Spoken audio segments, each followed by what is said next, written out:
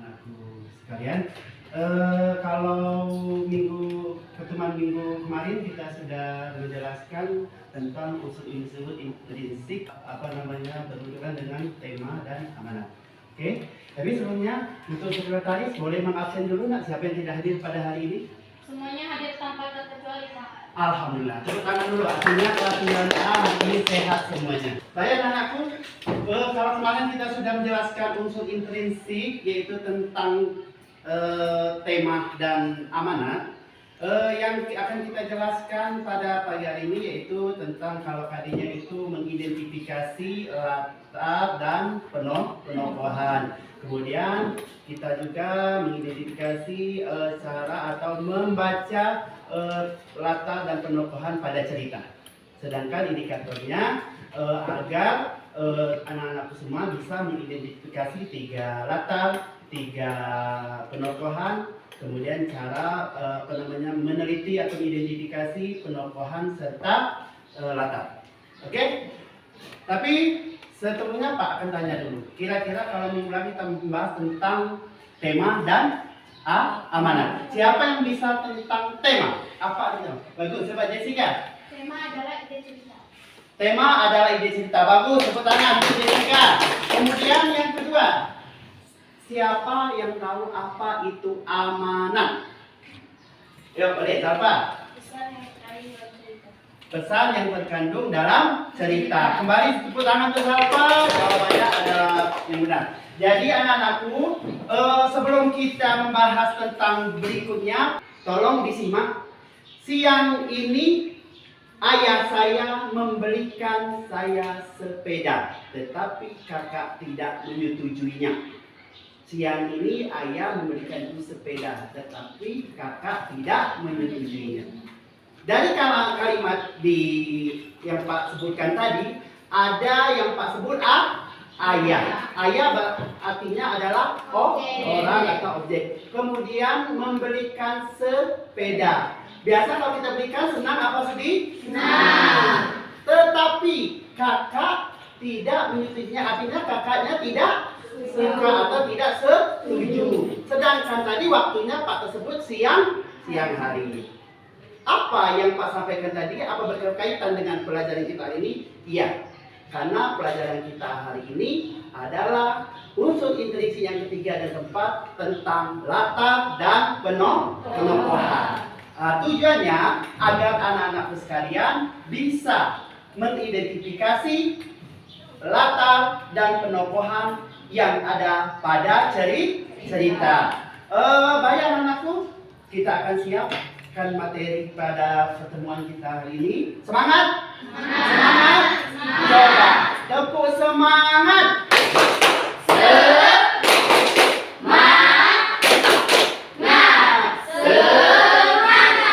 Tepuk tangan untuk kita.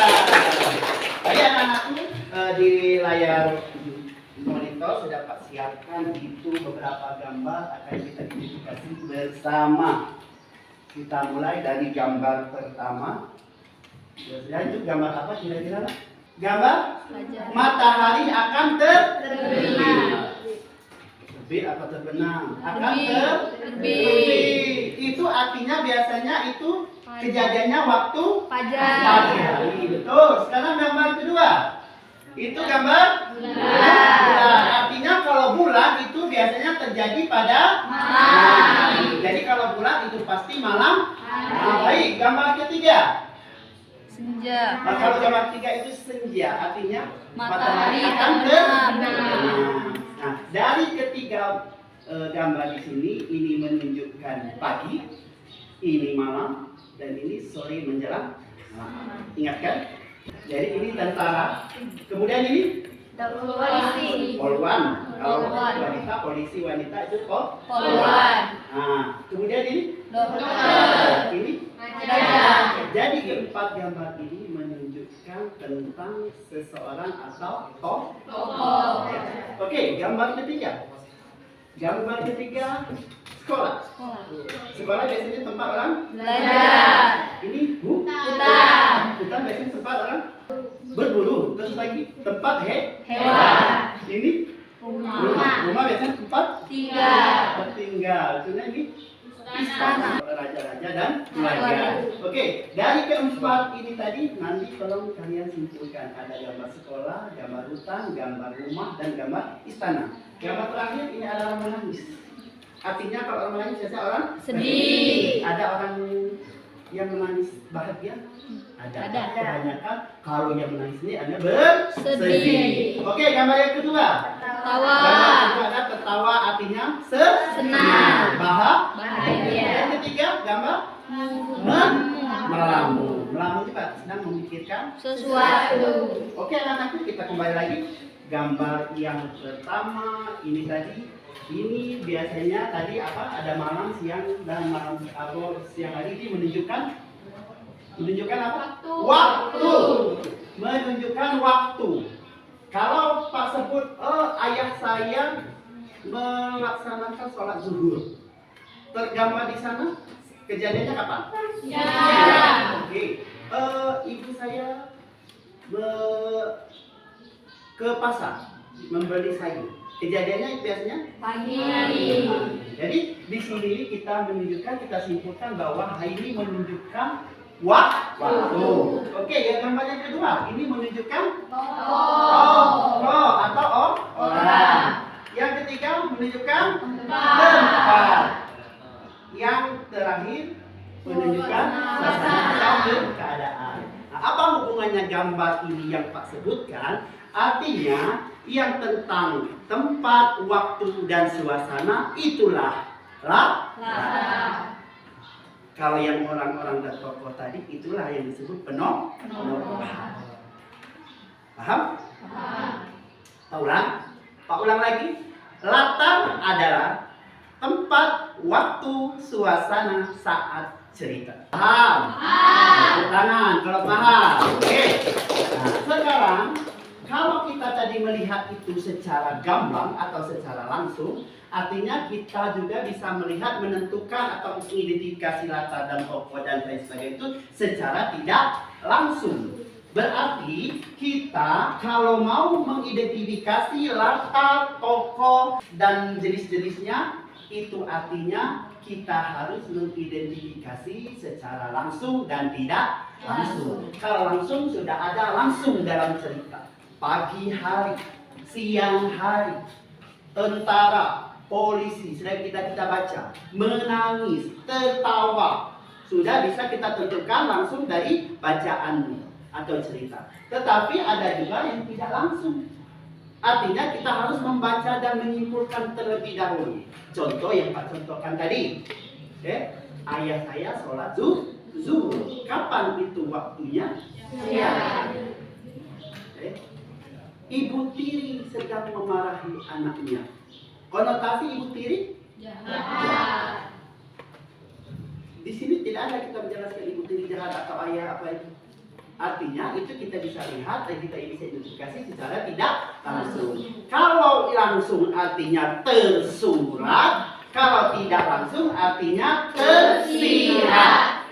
Unsur-unsur intrinsik, terutama yang kita bahas masalah hari ini yaitu tentang latar dan penokohan. Kalau langsung ada dalam cerita artinya itu secara langsung atau tersurat. Tetapi kalau tidak, harus kita baca dulu, kita simpulkan dulu, artinya itu secara tersirat. Paham? Silakan. Yang mau bertanya, ayo silakan. Bagaimana? Mengapa antagonis selalu dikatakan jahat? Mengapa antagonis selalu dikatakan sebagai jahat ya? Ya. Baik. Kalau di latar itu terbagi tiga tadi, ada tempat, suasana, dan waktu. Kalau di penokohan juga ada tiga tadi disebut, antagonis, protagonis, dan antagonis. Artinya jahat, baik, dan penengah. Mengapa katanya antagonis itu selalu dikategorikan jahat ya? Ya memang dari secara bahasa Indonesia sudah dibakukan antagonis itu sebagai watak yang Jahat. protagonis sebagai watak yang baik, antagonis sebagai karena dalam kehidupan pasti ada dua, ada jahat, Baik. ada siang, ada Malam. sayang, ada Benci. ada perempuan, ada Laki-laki. Jadi sebutan namanya itu, kalau yang jahat itu antagonis, kalau yang baik itu protagonis. Yo, jangan lesu. Tepuk semangat.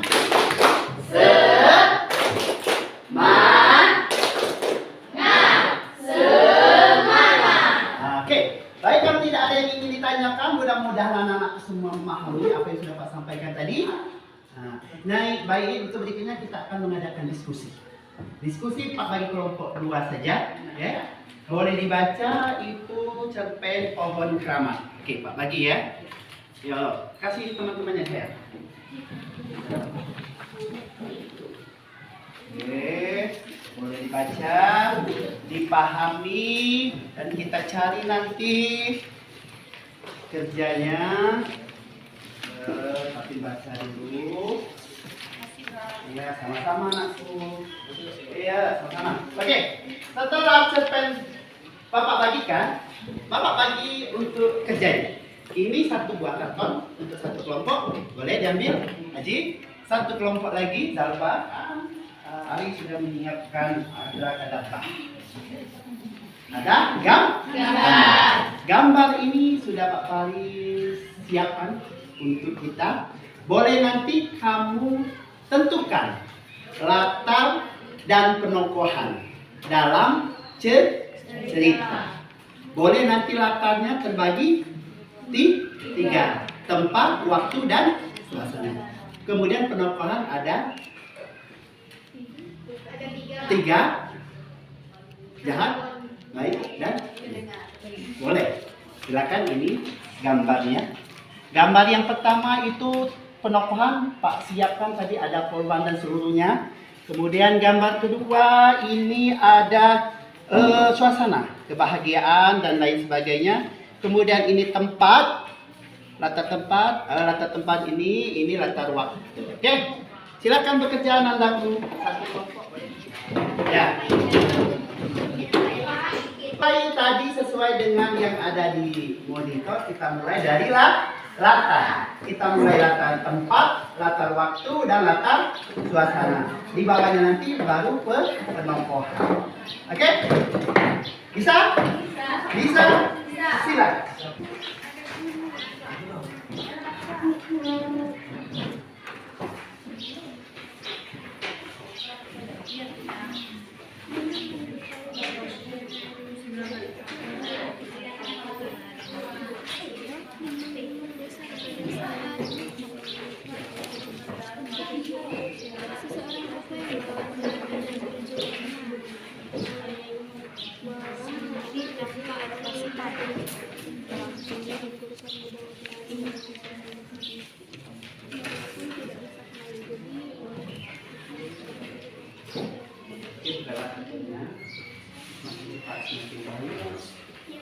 Kalau sudah ada yang merasa ada jawaban, langsung saja.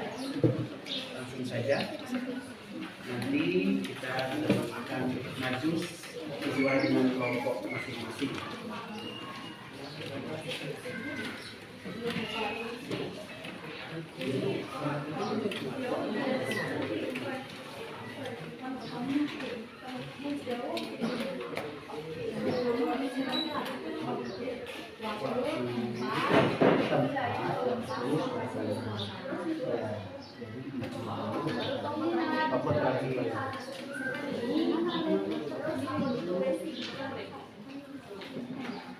Ya, urutannya naik.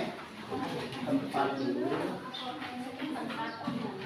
Tempatnya kejadian kita di gunung Kepel di sini. Enggak usah. Ini oke. Ini artinya tempat. Kemudian waktu. Oh, bagus. Waktu. Kemudian itu suasana. Kalau tidak ada misalkan di gambar Pak itu naik. Kalau misalkan Pak tidak memberikan gambar yang menggambarkan suasana cerita itu, kamu boleh tulis di kertas. Kamu tulis saja hasil identifikasi kamu, kemudian ditempelkan. Begitu juga dengan tokoh. Pak Aris nggak ngasih yang tokoh jahat atau baik. Kamu boleh tulis di kertas, nanti ditempelkan sesuai dengan urutannya. Oke, silakan.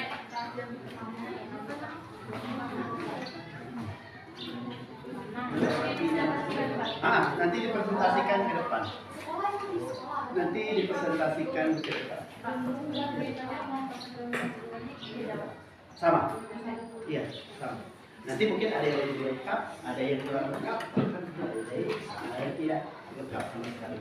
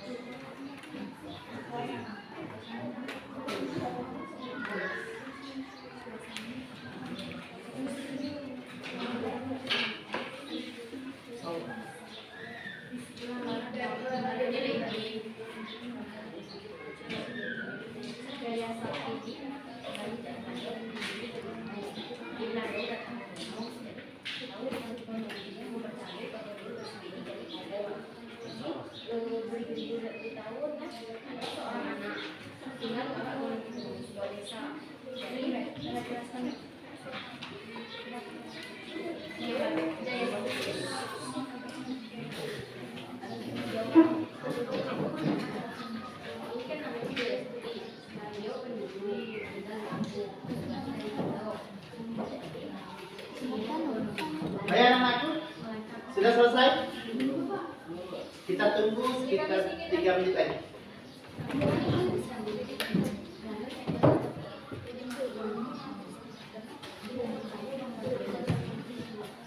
Yang sudah boleh nanti langsung presentasi di depan, disaksikan oleh teman-temannya.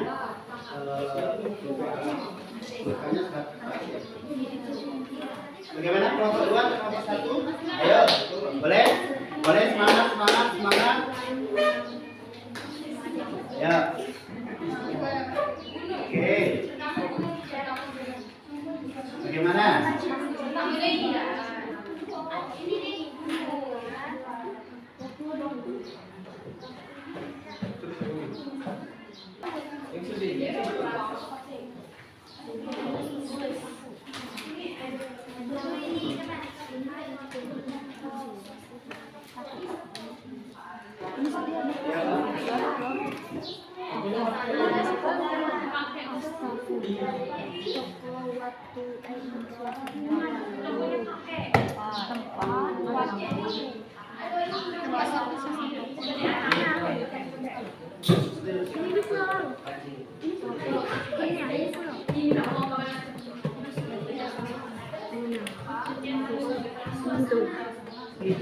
Yang kami masjid ini.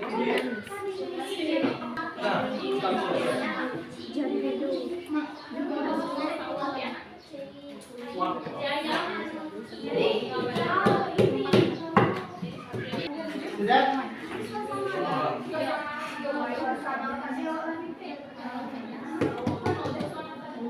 6, 7, 8, 9, 10. Tepuk tangan.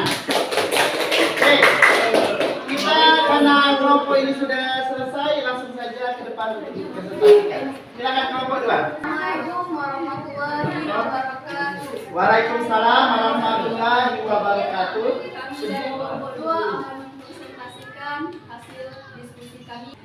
Di sebelah barat kampung ada gunung yang menyerupai bukit. Langsung ya. Oh, jadi itu yang pertama itu menggambarkan tentang tempat ya.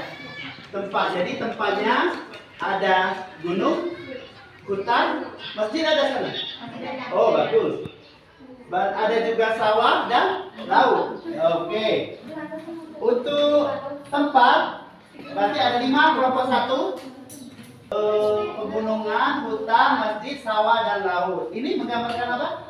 Waktu-waktunya pagi, hari dan malam, betul. Oke. Kemudian ini menyatakan suasana.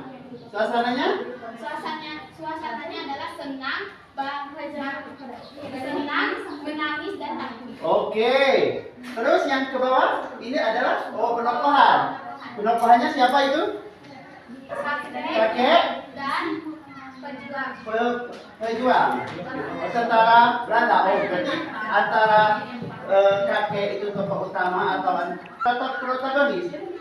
Protagonis. Oke, berarti yang jangan hanya antagonis itu company itu ya, tentara Belanda. Baik, tepuk tangan dulu untuk kelompok 2. Sudah mempresentasikan hasilnya, yaitu menentukan latar pada cerita pohon keramat. Latarnya ada 3, katanya tempat terbagi pegunungan, hutan, masjid, sawah, dan laut. Sedangkan waktu pada malam hari dan pagi hari. Suasananya gembira, sedih, dan takut. Sedangkan tokohnya, tokoh protagonis kakek, kemudian yang antagonis adalah tentara Belanda. Tepuk tangan kembali untuk kelompok 1, kelompok 2. Silakan kalau ada yang mau ditanyakan, boleh. Silakan. Tidak ada yang ditanyakan. Latarnya sudah terbagi 3 sudah ada. Kemudian dari penokohannya sudah ada. Terima kasih anak-anakku, boleh kembali ke tempat. Langsung saja kelompok 2 maju ke depan. Assalamualaikum warahmatullahi wabarakatuh.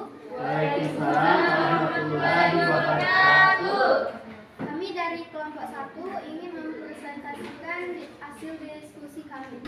Dari yang kami diskusikan di sini, dari cerita pohon keramat, di sini sudah kami simpulkan. Di ceritanya di sebelah barat kampung ada gunung yang menyerupai bukit, Gunung Beser. Di sini sudah kami simpulkan Gunung Beser. Oh, bagus. Dan di sana ada tokoh yang melawan Belanda yang bernama Jaya Sakti. Bisa kita simpulkan saja sedang berjuang. Dia masuk ke dalam Gunung Beser dan bersembunyi di sana saja seperti takut atau melamun. Oh, jadi suasananya takut. Iya. Bagus. Jadi boleh agak mundur kita. Jadi di sana sudah ada tergambar tokoh tempatnya itu di gunung dan di masjid.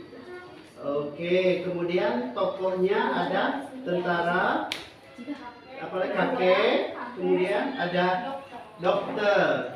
Oh, ada dokter. Bagus. Itu waktunya kapan itu?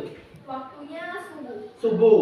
Bagus. Fajar. Oke, itu di hutan ada juga, berarti tempatnya ada juga di hutan kejadiannya. Baik anak-anakku dari kelompok 2 sudah menjelaskan hasil dari diskusinya. Di sana sudah tergambar 3 latar, 3 penokohan, dan juga mereka sudah mempresentasikan. Kelompok 1 ada yang mau bertanya atau menyanggah atau memberi usulan? Boleh? Di mana dia ada dokternya? Nah, Apalagi jika karena malu, kakek juga sering diminta mengobati orang-orang yang sakit. nah. Jadi saya kita simpulkan sebagai dokter. Oke, bagaimana? Sudah setuju dengan pendapatnya kecuali tadi? Oke, tangan anak semuanya boleh kembali ke tempat ya. Sudah kita simpulkan, berarti unsur intrinsik antara latar dan penokohan sudah bisa kita identifikasi secara langsung dan tidak langsung. Secara tersurat dan tersirat. Jadi kalau latar itu adalah waktu, tempat, dan suasana dalam cerita. Kalau penokohan adalah watak dalam cerita. Dibagi 3 juga, ada antagonis, protagonis, antagonis. Bagaimana cara mengidentifikasi? Ada 1 secara tersurat, 2 secara tersirat. Oke? Paham? Paham? Kita pakai profil pelajar Pancasila. Oke, 1, 2, 3. Pelajar Pancasila beriman dan bertakwa pada Tuhan Yang Esa dan berakhlak mulia, berkebinekaan global, gotong royong mandiri, kreatif dan bernalar Sekali gaji semangat. 1, 2, 3. Pelajar Pancasila beriman dan bertakwa pada Tuhan Yang Esa dan berakhlak mulia, berkebinekaan global, gotong royong mandiri, kreatif dan bernalar Tepuk tangan semuanya. Untuk tugas berikutnya nanti saya bagi cerpen lagi untuk kamu identifikasi mulai dari yang tema, amanat, ditambah lagi latar dan penokohan. Kalau ada Pak Paris itu ada pantun. Mau pantun? Mau. Serius? Serius. Semangat. Jika ada negara Madagaskar. Negeri jiran Malaysia. Kalau anak-anakku hendak pintar, berbahirlah dan belajarlah bahasa Indonesia. Sekian, terima kasih. Kita berdoa dulu sebelum menutup pelajaran. Kepada ketua kelas, silakan. Sebelum mengakhiri pelajaran hari ini, marilah kita bersolawat mulai.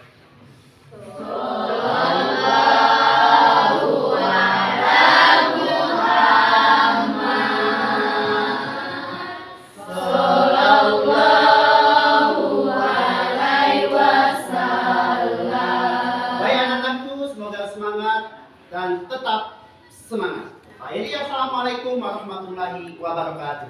Waalaikumsalam warahmatullahi